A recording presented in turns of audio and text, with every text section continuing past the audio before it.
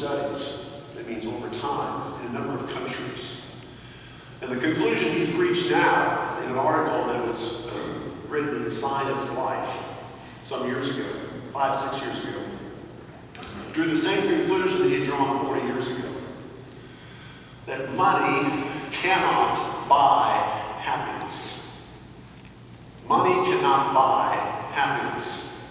Now, to be sure, if you look at the income level of a person in Dallas versus a person with an income level in Juarez, Mexico, self-measured, you fill out an inventory of how you feel. It's subjective.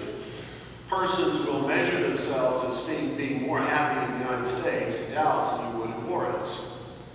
But what was interesting in his longitudinal studies in over 35 countries is that when measured within each country, each place in the world, that as economic growth increased, self-measured levels of happiness did not. Income levels rose, but not the level of happiness within each country. That came to be known as the Easterlin paradox, that more money did not lead to more happiness. Why? Of course, is the question. And the conclusion that he reached internationally is that the more we acquire and then have, the more we then want. That we're always chasing the next milestone. We're always chasing the thing that we don't have instead of being content with what we do have. It's a little bit like when I go to a Tex-Mex restaurant. I know I'm there to order the main meal. That's why we have gone there, is to buy a really good Tex-Mex meal. It's going to be enchiladas, it's going to be tacos, it's going to be fajitas. But dang it, they bring chips and queso out before I ever order. And I know that I should eat just a few chips. But I have this hunger that wants more chips and queso. And so I eat chips and queso, and they put salsa, I gotta have some salsa. And so it's chips and it's queso, and it's chips and it's queso, and salsa.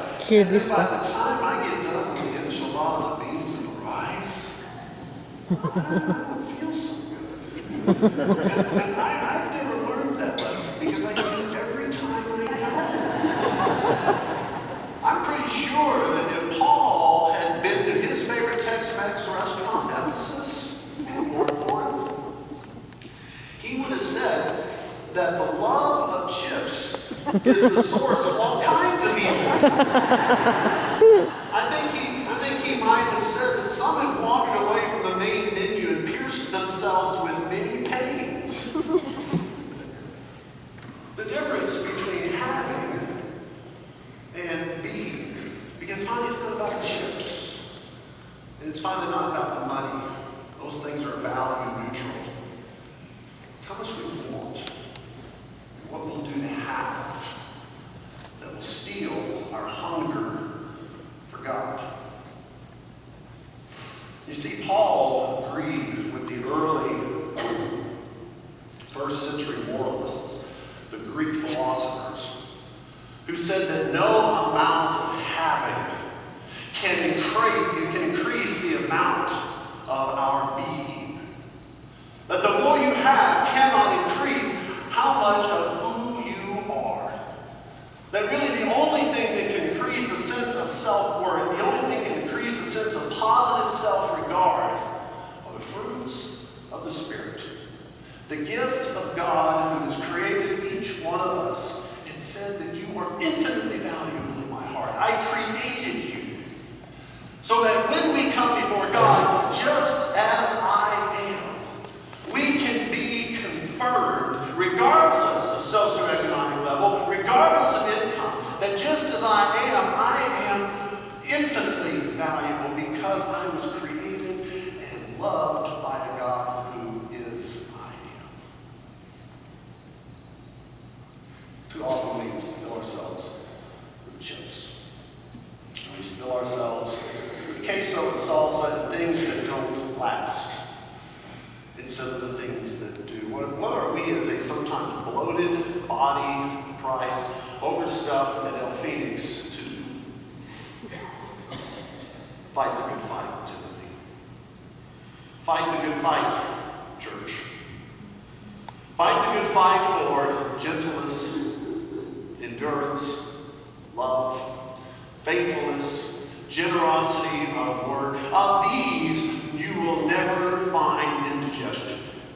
Of these you can never overstuff yourself. But with these there will only be a rise of positive self-regard as we increase the self-regard in others.